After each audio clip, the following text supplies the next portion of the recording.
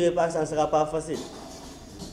Je ne dirais pas que ça ne sera pas facile, mais c'est à nous de faire que ça soit réalisable et que ça puisse être dans le temps poursuivi. Nous avons pris note de ce que chacun a dit, hein, et nous allons tout faire pour que ça soit intégré dans ce que nous allons partager à la fin. Parce que ce projet-là, il est possible, dans la mesure où il y a des communes ou même départements qui l'ont réussi. Je dis, de par mon expérience personnelle, Guédiawaye l'avait réussi. Parce que moi, j'étais dans une ONG, j'étais le DAF de l'ONG pendant des années, mais à Guédiawaye, ils l'ont réussi. Parce qu'il y avait énormément de criminalité, mais à un certain moment, une ONG est venue et les a proposé ce genre de projet-là, et en collaboration avec la police, ça se fait avec la police. Il y a des comités de veille et un comité de pilotage qui aura tout à superviser. Mais il y aura aussi le préfet qui sera intégré. Tout le monde, tous les services de l'État seront intégrés. Mais aujourd'hui, ça marche très bien là-bas. Les jeunes ont diminué de fumer le chanvre indien. La criminalité aussi a énormément baissé à la fin. Parce que nous avons été là-bas pendant 2 ans. Et nous avons suivi. Moi, j'ai juste pensé que la mairie sera le chapeau. Mais c'est vous, Mamour, qui allez le réaliser. Ça, c'est pas la mairie. Hein? Parce que dans vos pays, vous dites la mairie. Mais ça, c'est à la population, comme l'a si bien dit Mme Bilal Diop. C'est à la population de l'approprier. Nous aurons à chapeauter et aussi s'il le faut, à chaque fois que nous avons besoin, plus ou moins, insuffler des ressources pour que ça suive. Rien de compliqué. Il suffit juste de croire que ça peut être réalisé. Et que comme certains l'ont déjà commencé, après nous allons essayer de voir dans une large mesure comment l'implémenter dans toute la commune. Donc, merci. Vous avez déjà votre projet en main. Continuons à le partager et à le valider prochainement. Merci beaucoup. Groupe 1, M. Abdou Aziz Ndiaye, groupe 1. M. Guéran Sanoudien, groupe 1. M. Alun Tchao. Pour le groupe 1, M. Saloum Sané sera le rapporteur du groupe 1. Le groupe 1 devra se pencher sur le nom de la structure, sur la cellule de gestion, éventuellement sur les axes de collaboration avec la police, la gendarmerie, le service d'hygiène et autres partenaires. Le groupe 2 sera composé de M. Elhaj Seydou Mbodj, M. Seyni Dien, Mme Aïda Diouf, groupe 2, M. Gore Cham, groupe 2, M. Mamour Pouy, M. Hassan Boy et M. Amadou Lamine Diop. Le groupe 2 aura comme rapporteur M. Seyni Dien. Et le groupe 2 devra se pencher sur les moyens matériels par rapport au projet, sur les ressources humaines, quitte de la formation, quitte des modalités de recrutement des jeunes. Le groupe 3, M. Elhaj Djibissew, M. Abibou Diop, Mme Bou Maram Sare, M. Pape Daouda Cham, groupe 3, M. Amadou Ning, groupe 3, M. Massar Ndoye, groupe 3, M. Amadou Diallo. Le groupe 3 aura comme rapporteur M.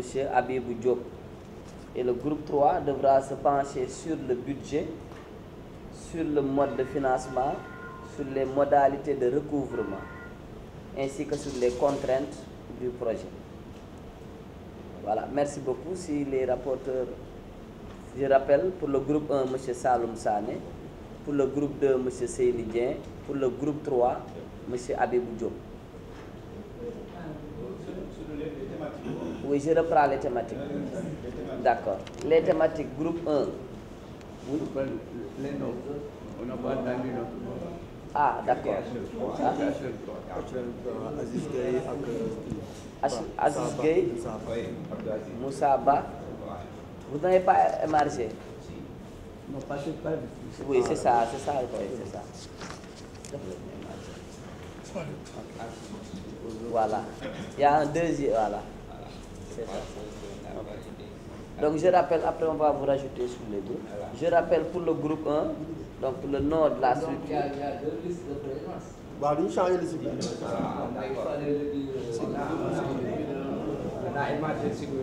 Oui, c'est vrai, vous avez parfaitement raison. Vous avez parfaitement raison. Oui, c'est ça. Non, jamais ça vous, il n'y aura pas de projet. Ça vous appartient. Ça c'est pour vous, c'est pas pour vous. C'est marché sur la feuille Aujourd'hui, c'est vous qui devez être là. Hein. C'est vous qui devez être là. Parce que la population pour avoir. Ah ouais. Voilà. C'est ça. Nous avons externalisé. Donc je rappelle les thématiques en attendant. Groupe 1, nom, la structure, la composition de la cellule de gestion, donc éventuellement les questions de collaboration, voilà, et de contexte et de justification. Le groupe 2 sur les moyens matériels, les ressources humaines, kit de la formation des agents, kit des modalités de recrutement. Le groupe 3 sur le budget et le mode de financement, ainsi que les questions liées au recouvrement et les contraintes liées au recouvrement. Mettez-nous sur le groupe 3 parce qu'on a cette expérience. D'accord. Monsieur Philippe.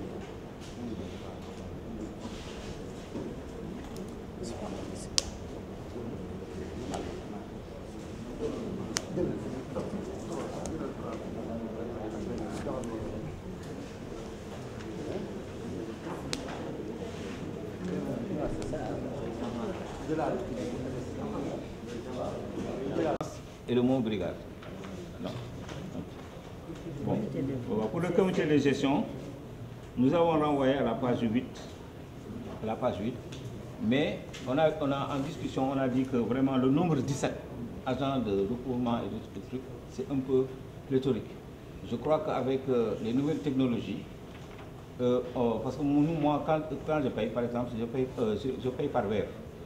Il y a une traçabilité. Parce que déjà, tu as et le jour, tu as l'heure et le truc, quoi. Tu as le truc. Donc, une traçabilité.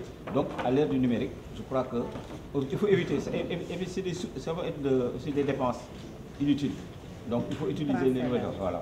Tous les sens, c'est Orange Money ou Web. De toute façon, c'est là tout. Hein? Web ou Orange Money. Voilà. 17.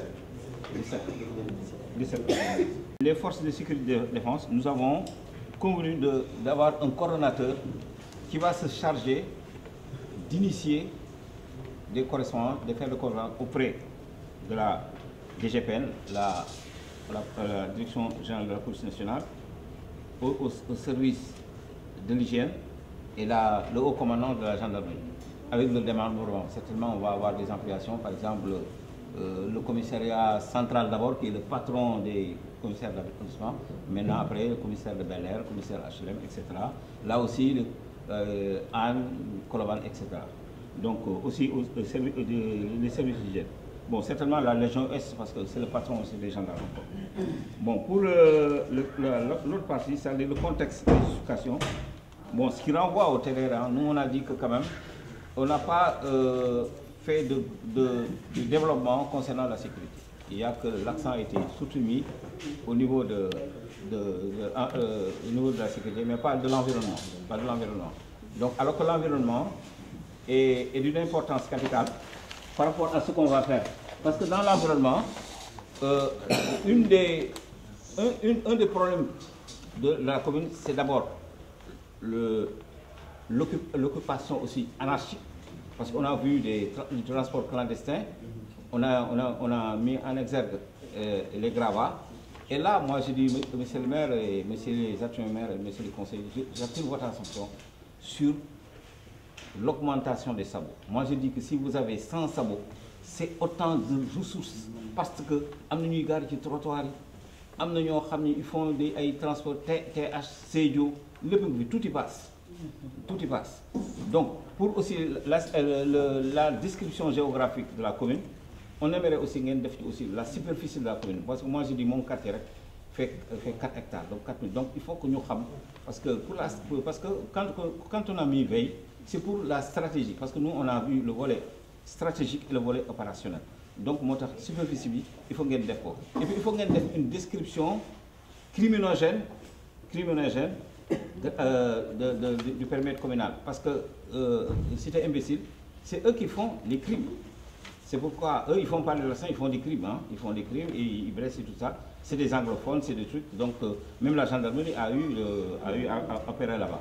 Bon, il y a aussi il faut tenir compte des deux marchés.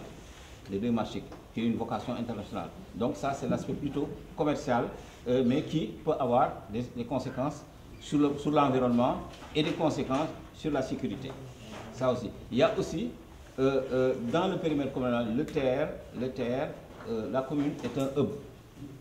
Si vous voyez, quand il y a eu l'inauguration de Massalikul Jinan, quand vous avez vu la mosquée de Toucouleur, mais il y avait une marée humaine impressionnante. Et par jour, il y a beaucoup de gens qui transitent, par exemple, dans la gare de Colobane. Des fois, il arrive même que des terres vides quittent Dakar pour venir uniquement pour prendre les gens qui sont à Colobane. Ça peut avoir des problèmes sécuritaires, des problèmes etc. Donc, telle est l'économie de notre... Il faudra aussi un registre de travail pour vraiment pour ni absent et tout ça, comme ça le superviseur va passer pour voir ça. Donc c'est des choses, et même un manuel de procédure au besoin, parce qu'il faut éviter aussi les conflits de compétences. Il faut que ça soit très clair entre les différents quartiers, ceux qui sont chargés pour qu'il n'y ait pas de conflit de compétences. teewaay bi nga xam ne nañ def yëpp pour maanaam projet bi nga xam ne maanaam intérêt pour HLM la te di remercier tamit dama va donner la parole di remercier tamit sunu rapporteur bu nga xam ne parce que wax na lépp juste que dafa am leen lu doon compléter si par rapport ak contexte yi boo xoolee par rapport ak titre bi boo xam ne structure de veille sur l'environnement la sécurité et le cadre de vie de la commune mais boo xoolee si contexte bi sécurité rek lañu développé kon environnement ak cadre de vie dafa mel dañ ko xaw a teg à côté quoi te loolu war nañ ko ci impliqué si biir waaw loolu laa mën na ci compléter. C'est bon. Merci. Je suis le rapporteur du groupe 2 en remplacement de M. Seyni Dieng. Après concertation, nous avons décidé pour les moyens matériels, d'abord l'uniforme de armes, 2 points, gourdin, taser, lampe torche, arme blanche, pistolet fictif de dissuasion, identification, matricule, point, badge, intervention rapide motorisée, auto, moto, L200 ou scooter, moyens de communication, talk-work, téléphone, tenue hivernale, ressources humaines, recrutement des jeunes, profil d'abord, critères d'âge, bonne conduite. Pour les papiers, il faut visite contre visite, un casier judiciaire, 4 photos, diplôme obtenu, bonne vie et de mœurs, photocopie carte d'identité nationale. Plaidoyer pour le recrutement. Entre parenthèses, communication. Programme de sensibilisation dans le quartier. Formation des jeunes recrutés. Prise en charge médicale. CMU. Formation. Protection des personnes civiques et des biens. Secourisme. Premiers soins. Self-défense. Approche psychosociale. Formation professionnelle. Agent administratif. 2 points. Financier. Superviseur.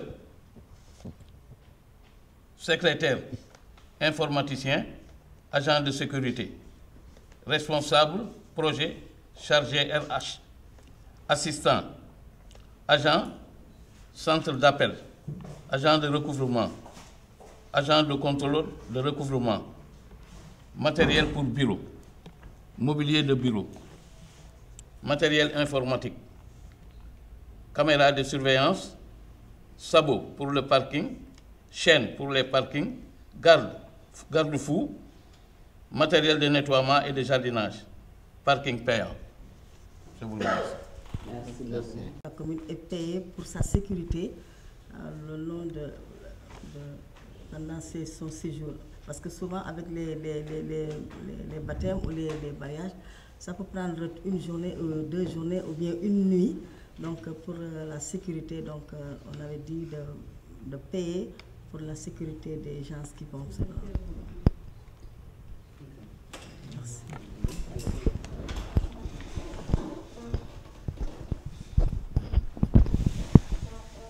Asalaamaaleykum, maa ngi nuyu ñëpp. Mooy comme ci mbiru sécurité comme li mu wax ne sécurité cérémonie def naa ñun sax ci loolu lañu terminé et lu am importance la ki ay ngénte ki am ngénte wala takk kooku day rapproché wu ci mairie bi jox ko ay agent de sécurité certes, mais moom laay wax sànq ne loolu day demaat ci formation bi ba pare formation agent bi pour mën ko gën a détailler. boo gisee ñu def recrutement agent yi après ci biir formation yi lay am dispatching boobu agent bi mooy sol costume parfois nekk 3P mooy protection des personnes physiques et leurs biens kooku ci formation bi la dépendre am agent boo xam ne agent fléché lay nekk kooku ci terrain bi lay nekk am agent parking am agent cérémonie parce que cérémonie bi da nga koy booleeg environnement mënul ñàkk parce que boo amee jàng ci mbedd wala dara environnement mooy ñëw détecter foofu nettoyer ko agent yi ñëw xool seen dispositif teg ko bu ñu paree jóge fa environnement ñëwaat nettoyer donc ñaar ñooñu mënuñu bàyyante donc man bi ma doon bëgg a gën a wax ci kii bi mooy donc ci formation bi ñu détaillé wul ci formation bi il faut ñu former agent yi parce que kii di recrutement rek di formation mënoo recruter ay nit te doo leen former bi day am durée day am ni ko président suñu rapporteur bi waxee détaillé wu ko quoi ñun tamit noonu lañ ko waxee. Mais pour expliquer clair booy former agent bi ci nga koy former ci étapes yi yëpp ci nga koy former ci communication mu mën a communiquer ak nit ñi ci nga koy former ci habillement ci nga koy former ci comportement tamit loolu dafa am solo ci agent bi. benn bi maa ngi rebondiraat ci matérielu agent bi muy expliquer ba wax ay armes blanches genre man je vais dire arme tout simplement parce que arme bu blanche rek mooy defe naa nekkul ci loi arme bu ñu autorisé nag waxal arme tout simplement léegi nag selon formation agent bi. ngay xool ne kii adapté na nga jox ko gourdin kii adapté na nga jox ko nangam nga jox ko nangam nga jox selon agent bi c'est pas force que agent yëpp ñooy am arme parce que arme du ñëpp lañ koy jox ak arme bu mu mën a doon am na ñu ñoo xam ne soo leen joxee arme rek dañuy yaakaar ne ñoom ñooy police comprendre nga seddu loolu donc loolu mi ngi ñëwaat ci biir formation agent bi donc sànq li ma bëggoon wax avant lii sax dama bëggoon ne HLM sécuriser ko jafe na sécuriser ko jafewul pourquoi sécuriser ko jafewul ñu ngi dégg sànq mbokk yi di wax ne koñ yi am na déjà ay agent de sécurité man responsable agent de sécurité HLM 3 la yéen ñëpp da ngeen fay romb donc loolu ñu def nañ ko bu yàgg ñu ngi koy def yii ngeen di wax ni yëpp ci parking yi ci agent yi ci comportement yi ñun commencé nañ ko parce que man déjà man dama yor école formation garde corps rapproché CIGN Carrefour international des garde corps rapprochés donc formation yi ñun loolu duñu jaaxal suñu yëf la lu ñu maîtriser la donc agent bi dafa war a di rapproché wu ci loolu mais nag ci biir formation bi moo bëri ay pàcc que agent bi mën na dawal agent bi dégg na français yooyu yëpp mi ngi ñëw ci style recrutement bi donc fi ma bëgg a ñëwaat mooy sécuriser HLM pourquoi ma ne yomb na mooy HLM yàlla dafa dogal bien lotissé mooy entrée yi dañuy concentré wu ci sécurité frontière ba pare sànq tamit dégg naa ko avant wax ci ñu ne nit ñi dina jafe trop ñu joxe 1000 francs dëgg la waaye ci lan la ñuy joxe 1000 francs am na ay affaires yu mën a génn dooleel mairie bi ci sécurité bi avant nit ñi di ko def parce que nit ñi du la jox xaalis parce que yaa ngi liggéey de su la ko joxee tamit mën nañ la waxal leneen nit ñi ñu ngi lay joxe xaalis parce que amul luñ la layal mooy gis nañ ne sécurité nga leen diggoon te wax dëgg yàlla am na sécurité ba jàmbur yu jógee feneen ñu ngi naan sa koñ de mën naa faa ñëw heure bu nekk ndax am na sécurité mu am kersa na kon de xaama joxe 1000 francs ndax sama dëkkandoo joxe nit ñi lay la ñuy joxe duñu joxee dëgg donc waaw lay la ñuy joxe dañuy gis ne yaa ngi def dëgg yaa ngi def yoon mais dañuy xaar keneen ñëw dëggal la gërëm la ñu ne kon xaar am kersa ne xaaral ma jox ko loolu moom suñu nature la léegi nag liggéey bi mooy wane ndax war ngaa joxe war a joxe pour une première ma xalaat ne bu ñu tëjoon HLM parce que c'est bien lotissé HLM dafa am ay entrée bu ñu ci defoon barricade yoo xam ne 0h30 day wàcc agent bi taxaw képp kuy dugg ci koñ bi ak koo mën a doon tey exemple 941 laa dëkk am naa benn gan bu war a jógee aéroport ma dem ci agent bi ma ne ko 2h30 du matin sama gan day jógee aéroport ñëw agent bi mën na gunge gan googu bàyyi fa beneen agent mu monté ba sama bundu kër ak oto bi exemple jàppal ko bagage yi mu yéeg gunge waat oto bi mu génn à partir de 0h30 képp kuy dugg HLM ci barricade yi boo yoree lu suspect muy sac ak loo mën a doon dañ lay contrôler ba keroog ngay génn zone sécuritaire u HLM.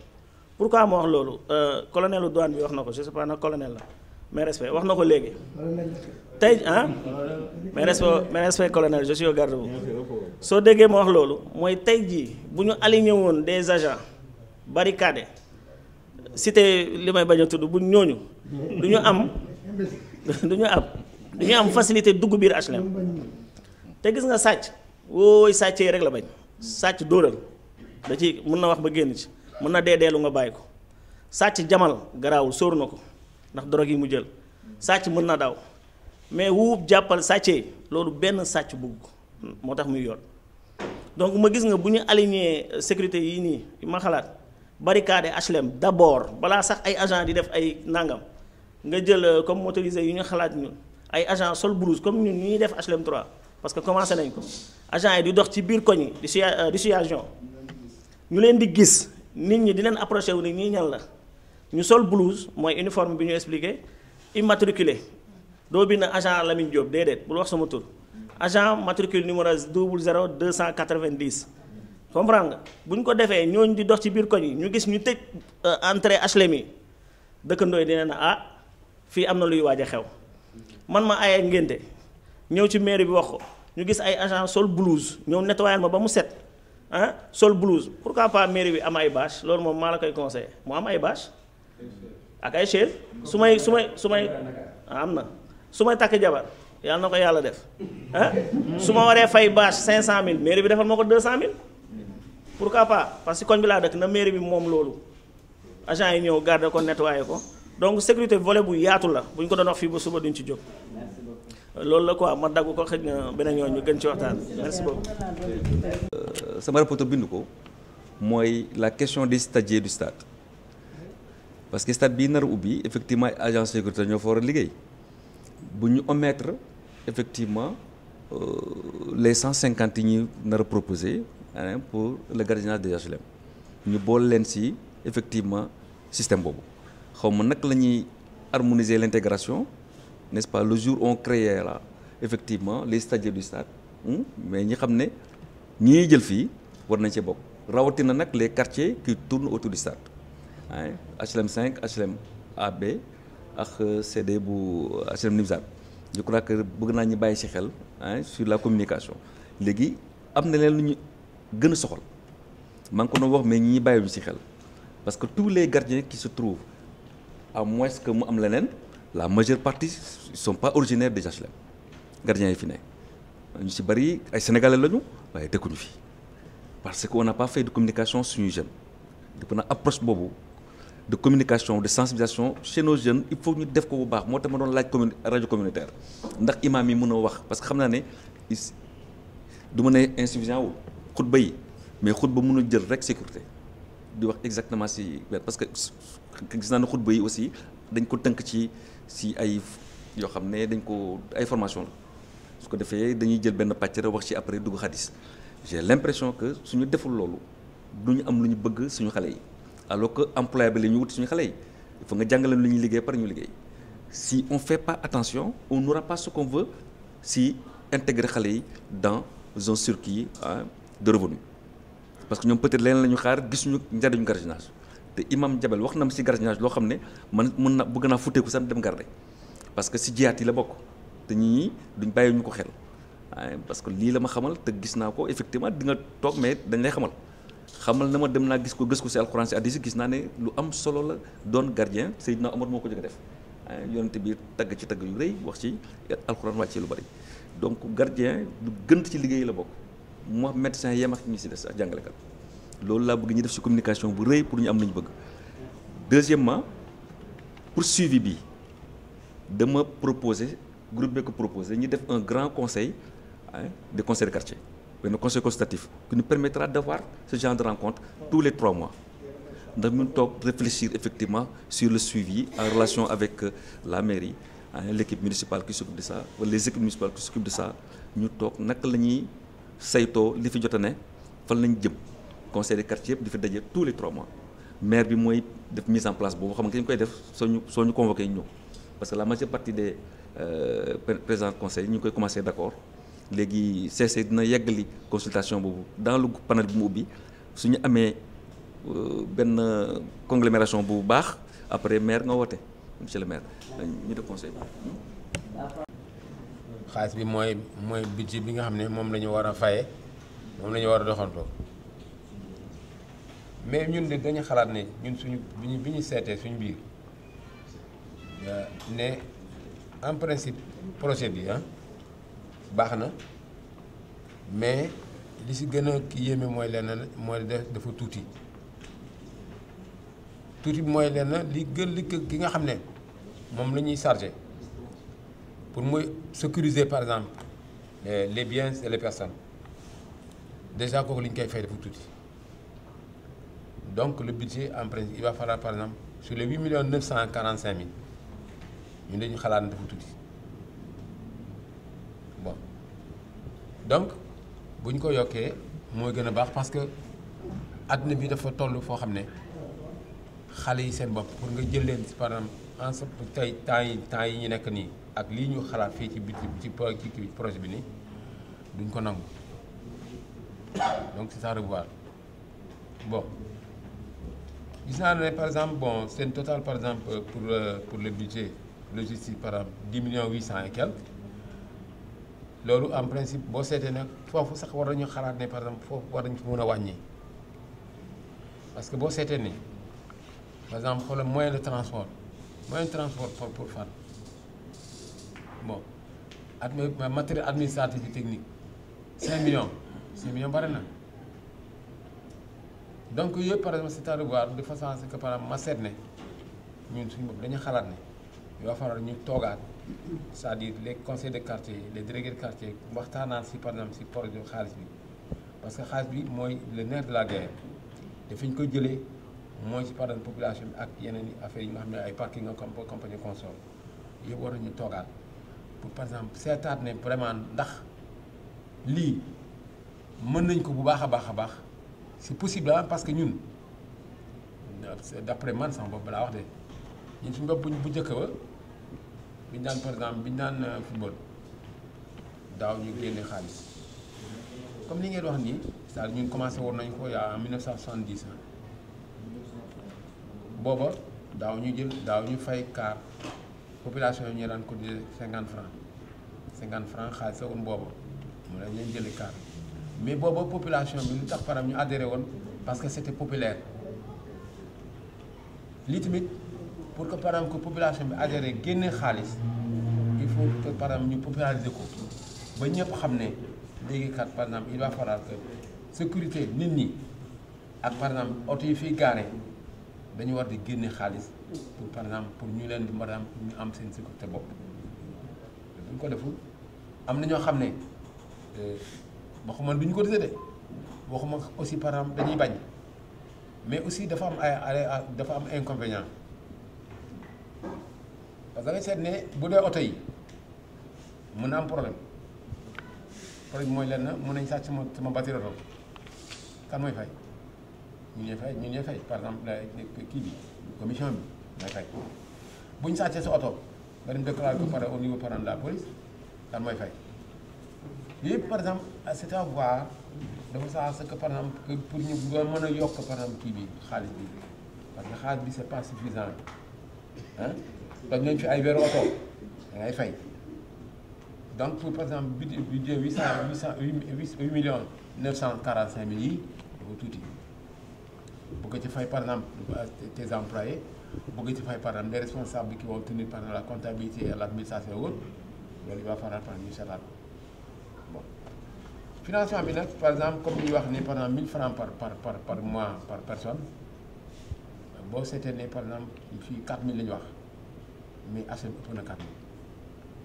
da ngay seet ne par exemple benn kër rek au moins y a 40 personnes ah si parce que leen la bu njëkk ba y a au moins par exemple peut-être 5 à 6 personnes mais léegi gars yi bi yëkkati étage 3 étage 4 léegi boo seetee par exemple ñi fa dëkk ñëpp presque mën na presque 4000 personnes donc ñu ñëpp par exemple bu il faut par exemple seen sécurité bopp ce n'est pas seulement sécurité kii bi rek de sécurité par exemple ci mbedd mi de sécurité par exemple mais guddi gi yow par exemple nit mën na ñëw par exemple bàyyi premier étage dem ba 4e étage parce que xam na ma sa fa dugg xam li fa xew mu ñëw dugg sa biir nekk yëpp par exemple il va falloir que ñu seet kër yi si boppam ñaata nit la 4000 li dafa tuuti yéen wax ni 4000 personnes c'est très petit il va falloir ñu sensibiliser ah 4000 maisons. oui 4000 non 4000 personnes la ñu wax. maison 4000 maisons 4000 maisons attention 4000 maisons boo seetee maisons yi yaa ngi jël par exemple benn nit wala ñaar nit mais ñu fi dëkk dañu bare donc xaalis bi war na gën a bari lii ça noonu la ñuy seetaat par exemple affaire xaalis bi tuuti na trop boo fekkee ne par exemple benn dem nga par exemple suñu projet bi par exemple dox bon ñu dem par exemple léegi si par exemple ci SODIDA en principe on ne le maîtrise pas xamuñu par exemple ñaata ndax dañuy fayul dit xamuñu dara bon la SONEPI moi je vois que la SONEPI j'ai vu marqué ici mais SONEPI existe tout parce que place bi mu nekkoon léegi fii moo fa nekk Touba TV hein donc je vois par exemple que vous avez marqué 500 000 francs bon parking aménagé bon 5 000 francs bon au lieu de par exemple non 5 000 francs par exemple bare na barewul mais moo tane parce que 10 000 francs yi ngeen wax nii 10 000 francs yi ngeen wax nii 10 000 francs yi ngeen wax nii ñun duñ ko fay de parce que ma seetee actuellement nii fi mu ne am na parking ba am na gardien te ces gardiens là en principe man li ma seetlu par exemple xam nga ñaan lañuy fay 3 000 francs sax moo gën a wóor par weer bon waaw oto li ci bare boog 3 000 la ñuy fay bon xëy na par exemple bu ñu demee par exemple wax ak ñoom ba léegi yokk ko 5 000 sax moo tax waaw mais 10 000 francs moom bare na. Par année. Non, par mois. Non, par année. Par année. Par mois. 10 000 francs par mois. Non, 10 000 francs par année. C'est non, mënu nekk. 12 mois la non sax 12 000 la war a non, par année 10 000 francs mënu nekk. Par année, vous te rendez compte, on te garde ta voiture pendant 12 mois, ngay fay 10 000 francs. Ça mënu nekk, c'est impensable sax. Yow par exemple yow nga fay ma 10 000 francs. ma yàq ma ñëw par exemple ñu sàcc sa pneu oto ñaata nga may fay ah non attention mun na attention am na assurance mais assurance bi du fay du couvrir par exemple pneu bi sàcc ak par exemple verre bi sàcc il va falloir que par exemple nga assurer par exemple tout risque ah si attention bu ñu tànn sa verre oto verre bi par exemple jar 52 000 francs kan moo koy fay te yow nga fay 10 000 francs par exemple toute l'année. Donc il va falloir par exemple 5 000 moi nous proposons 100 000 francs par mois. Ah si par nous proposons 5 000 par mois. 5 000 par mois. Voilà. Loolu nous proposons 5 000 par mois. De ce fait-là, au moins par exemple mu xaw a tane. Bon. Nous voyons par exemple que la mairie participe par exemple 2 500 000. Mais 2 500 000, c'est par mois ou bien annuel? Non, ça ne pas. Non, annuel. Mais vous n'avez pas mis annuel. Bon. Bon, donc, il y a par exemple les commerçants qui sont au marché là. Ils cotisent 1000 francs aussi. 1000 francs par mois. Commerçants yi vraiment ñoom ay nay lañ dañu nay avec tout leur argent là ils sont des milliardaires.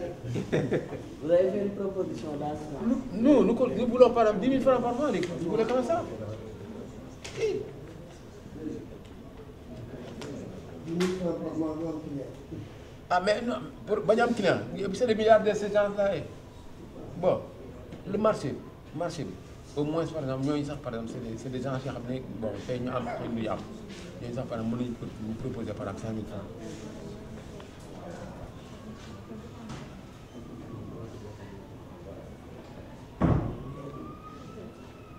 Bon, j'ai vu par exemple, vous avez mis source de financement 3 millions. Bon, source de financement par exemple, de quel genre? Des bonnes volontés. Ah, des bonnes volontés. Des bonnes volontés, bon, donc il doit y avoir beaucoup, hein, parce que 3 millions, par exemple, pour des bonnes volontés, comme par exemple, bon, monsieur le maire, monsieur le docteur, et par exemple, monsieur le comptable qui sont aux HLM, 3 millions, c'est peu, hein? Non, c'est peu. C'est peu. Il y a tellement de bonne volonté dans ce secteur-là. Il y a des anciens, par exemple, qui sont là, qui voulaient la mairie. Hein? Ces gens politiques-là qui donnaient beaucoup d'argent quand ils voulaient, par exemple, la mairie. Hein? Ils donnaient beaucoup d'argent. Moi, j'en sais quelque chose. À chaque fois, par exemple, qu'ils voyaient, par exemple, les délégués, hein? C'est des millions à casquer. Hein? Ah oui, si. Donc, c'est des gens auxquels il faut faire les voir. Hein? Donc, les 3 millions dont vous dites, par exemple, pour des bonnes volontés, mais c'est trop petit. Hein? Bon, pour le recouvrement, nous avons proposé, pour, par exemple, que les conseils de quartier, hein, choisissent des gens, hein, dans leur quartier, mais pas, par exemple, des gens de la municipalité.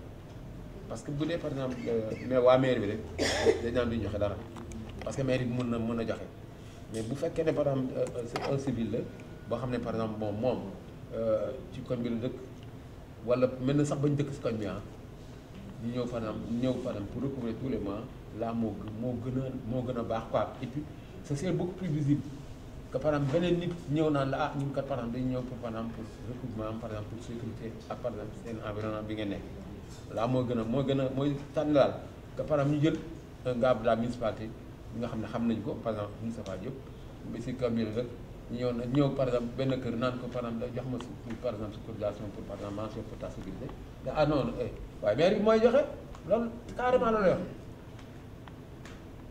donc nous avons proposé à ce que par exemple qu'il y ait par exemple des gens étrangers yoo xam ne xëy na si koñ bi la dëkk mais xamuñu leen am na xale yu bari yoo xam ne ñu ngi fii mais waa koñ bi xamuñu leen donc ñun loolu la ñu proposé pour par exemple pour cerner pour recouvrement par exemple affaire bi bon donc. De là vraiment on a vu que vraiment ça a été une très bonne chose pour que par exemple pour notre collectivité nous avons sécurité surtout hein, parce qu'il y a tellement par exemple de choses à rectifier surtout par exemple pour les vols les fumeurs surtout hein, parce que quand même la drogue comme on dit lëmbe woon na HLM mais léegi sax wàññeeku na parce que ñu bari léegi ils deviennent maintenant conscients que xam ne par exemple tox bi yàqul donc vraiment je vous remercie beaucoup alors c'est par exemple c'est une participation. Merci. On a constaté ce que vous avez mis. Maintenant le problème est que financement bi moo doon problème parce que comme ni ma waxoon au début fii ressources yi war a pérenniser projet bi si suñu avis dafa war a stable pour mu mën a dox mais comme recouvrement wu kër yi comme li ñu wax suñu expérience xaw na metti li président rapporteur wax joxe bi day metti des fois am ñu joxe am ñu joxe comme lu mu wax basé si pour payer dina xaw a metti beneen bi mooy xam naa moom mooy yor fiche bi am na yu ma rëcc mais beneen bi mooy ci financement bi naka lañ koy adopté wax na waxu kii bi nee nañu participation maire bi ngeen yokk ko ne 2500 bi dafa gàtt léegi marché yi dañuy wax 2000 on a dit c'est ok marché HLM bu dee kii nu mu tuddati boutique yi nekk ci biir quartier yi 1000 francs c'est acceptable on a entériné. Parking aussi, il faut que ça soit d'abord aménagé. Si ce n'est pas aménagé, day régler. Il faut nous aménager comme ça, du point de vue des 10 000, nous avons 5 000 parce que 10 000 francs, nous on dit par mois. 5 000 francs par mois. Expérience, marché à presque plus de 60%. Marché là. parce que am na sécurité dañu wut ay agents yi nga xam ne ñoo leen di garder actuellement à 60% ça marche recouvrement wu kër yi comme li mu wax nañ ko bàyyi ci conseil de quartier yi parce que bu fekkee ne ñun buñ ko def liñ ci jot a am nii bay fay yenn kii yi mooy dañ lay identifier xam nañ la quartier bi xam nañ la boo àndee ak agent di def recouvrement foofu lay gën a baaxee que maire bi ñëw comme li mu wax nii ñëw ne moom day recouvrer boobu day am problème parce que dañ naan maire bi moo ñu war a régler ñëw di ñu recouvrer boobu day am problème donc si suñu sago nañ ko def ci conseil de quartier yi après nag xaw ma yan lan la ñuy teg pour que ñu mën ko recouvrer mu jaar yoon léegi ci parking yi loolu la mujjee léegi wax naa ci parking yi pour recouvrement bi ci kër yi aussi ça peut marcher mais nañ leen defal nu mu tuddati tegal leen ay gardiens yoo xam ne visibilité bi ñuy gis pour mën a cotiser loolu moom c'est il faut que mu am beneen bi ci difficulté recouvrement bi bon am na yoo xam ne dañu def passe mooy nu mu tuddati SODIDA on maîtrise pas soni bi mu doon wax on maîtrise pas du tout bonne volonté yow tamit on maîtrise pas bon xam ñu maire bi yàlla teg pour mën a def regroupement yooyu léegi ci wàllu sécurité bi Innocent wax na ci tuuti on travaille ensemble depuis très longtemps Lamine Diop léegi loolu aussi moom teg na stratégie boobu moom lañ doon wax fekkee ne vraiment mi ngi marché à 50-60% mën nañ ci jël comme exemple pour voir yan lan lañ ko mën a appliquer foofu mais pour recouvrement bi mën a jaar yoon moom il faut que ngeen def comme li ngeen wax sànq maison par maison expliquer leen le projet ba pare nag mu am visibilité loolu xëy na dinañu mën a recouvrer yooyu mais basé wu ci cotisation kër yi ak ci parking yi pour def financement bi loolu dina xaw a jafe ñu ngi laaj maire bi yow ngeen porté léegi nag boo leen ko porté yéen ñun jaar ci conseil de quartier ak ci délégué de quartier yi ñun mën nañu yaakaar ne mën na réussir léegi nag ñu teg comme ni ngeen wax ni teg voie de financement yi naka lañ koy recouvrer fan la xaalis bi di dugg yooyu c'est à réfléchir après donc en gros loolu la quoi bon bu ñu fàttee dara ñenn ñu bokkoon ci kii bi mën nañu jël yeggali incha allah merci beaucoup. Vraiment nous remercions les groupes. bu ñu fàttee aussi l'église parce qu'on a parlé des imams ci bu ñu farmi foo fàttee 5 voitures. On ne les dit pas nous de payer, par exemple, 4 voitures de payer 20 000 francs. On dit de payer la moitié. De payer 15 000 ou 12 500, je dis que par mois, pour alléger. Mais sur les gardiens, nous savons garder. Vous avez proposé 50 000 par personne. Mais nous, on ne paye pas 50 000. Parce que nous payons 50 000 pour garder la nuit de Février. Ils refusent carrément ça. Ouais. Bon, nous, on a augmenté 60 000 francs par gardien. Nous sommes jusqu'à présent, nous sommes santé. Mais je dis que 3 000 francs par voiture, je dis que vraiment, vraiment, je dis c'est impassable. Voilà, c'est ce on a pris bonne note, comme il a dit, docteur, on a pris bonne note de tout ce qui a été émis comme idée et suggestion. Donc, après les restitutions, donc le document n'est pas fermé. C'est ouvert et ce sera encore ouvert pendant un moment. Donc, si nous parlons ici, on a un chronogramme, nous allons le commissaire. Parce que, comme tout le monde l'a dit, hein, les gens, les petits, les jeunes ne seront là que de façon dissuasive. Donc, il faut nous laisser. Ils ne seront pas là pour assurer la sécurité en tant que telle. La sécurité en tant que telle. Donc, je pense que l'am solo là et que aussi l'enen li am solo tamit moy wax ngeen ko si rapport yi. Voilà. Donc l'enen li am solo moy wax ngeen ko si rapport bi. La question de l'assurance, qui est une question cruciale. Vraiment, parce que l'idéal, du gardiennage, du sécuriser l'auto. voilà on prend pas l'engagement pour wax ne duñu toj oto bi wala duñ ko def dara parce que tamit il faut que mu leer ci boppu ñëpp daal voilà le risque zéro n'existe pas donc loolu yëpp ci suñu mode de communication lay doon mais je pense que au fur et à mesure dinañ ko arriver inchallah mais daal vraiment di remercier ñëpp pour la présence di remercier ñëpp pour les travaux que vous avez fait machallah donc dinañ ko yeggali te dinañ ci taxaw bu baax a baax et puis suñu paree document final bi dinañ leen ko restituer inchallah te fuñ ci tollu rek dinañ leen ko wax bu soobee yàlla merci à tout le monde merci monsieur le maire. L'équipe qui a su mettre ce document là, à savoir l'équipe de la mairie que coordonne madame le maire Bilène Niane, on peut en citer Aline Ndiaye, Fatou Cissé, entre autres. Et aussi nous vous remercions aussi d'avoir participé à cet atelier-là, qui prouve encore une fois de plus l'importance que vous occupez et aussi que vous donnez à ce que la mairie fait. Nous avons pris bonne note de toutes vos contributions et que comme on l'a dit ce matin, cet atelier-là n'est qu'un atelier de partage du document qui sera dans les jours ou semaines à venir valider encore par nous tous. Je vais juste revenir sur quelques échanges qu'on a pu faire concernant surtout le financement. Parce que l'esprit qui sous-tend ce financement participatif là, il faudrait le comprendre. Parce que nous donnons les moyens de la mairie sont limités. Et qu'aujourd'hui, nous avons vu que les HLM ont un réel désir de participer à ce que fait la mairie. C'est pour cela que nous avons essayé de tendre la main à la population. Pour des contributions, encore une fois de plus, volontaires. Ça, c'est un appel à la conscience citoyenne.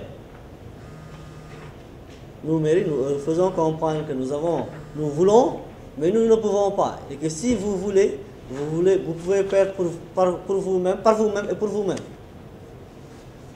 Donc, encore une fois, ça ne sera pas des cotisations forcées, ça sera juste une contribution que chacun de nous va faire. C'est vrai que vous avez tous tourné le financement autour de la participation des maisons. Monsieur Gay, je vous rappelle, mon papa là, que si vous regardez bien, on a mis 4%. 4% des maisons, ça c'est rien. Parce que nous ne voulons pas aussi tout mettre sur le dos des maisons. Nous y avons bien pensé. Et aussi même pour les véhicules. C'est pas, si nous on dit 10 000, c'est juste pour chaque véhicule qui serait dans le périmètre, qui se garerait dans le périmètre communal.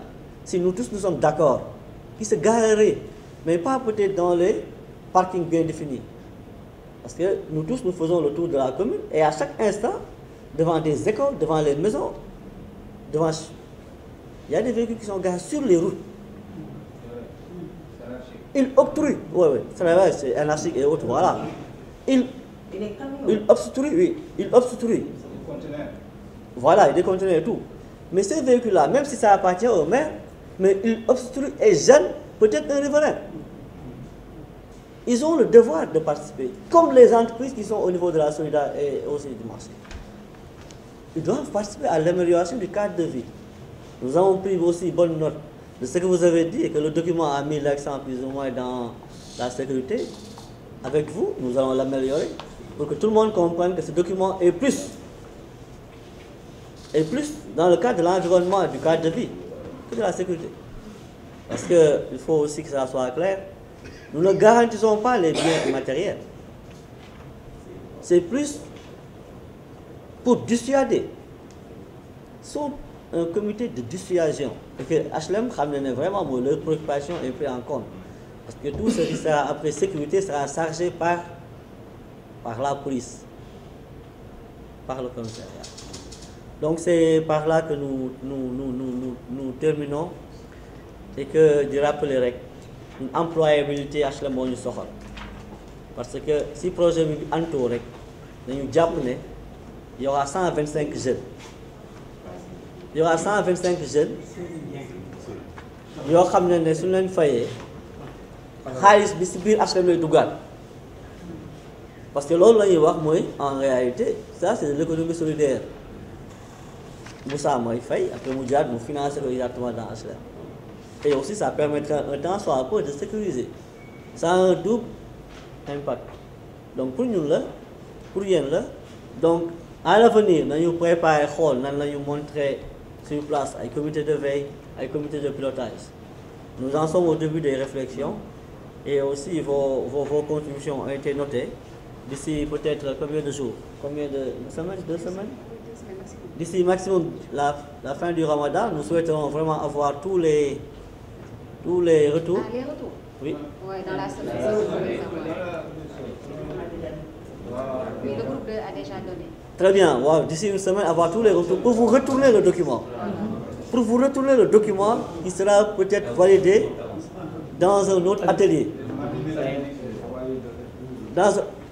Il y aura un autre atelier de validation de ce que nous avons essayé de partager, de ce que nous avons partagé. C'est sur ça que je voulais terminer et aussi, encore une fois de plus, la mairie ne cesse de vous remercier de votre implication et surtout aussi de votre appropriation. Lamine, merci beaucoup parce que vous êtes un expert du domaine. Donc, loolu la ñu amoon pour wax indirectement signé comme quoi que lépp lu ñu jàkk dañ ko war a defaraat. Il faut que ces remontées-là puissent se faire. Ouais, Enantin et Sino Hydro. Loolu daal la ñu amoon pour partager.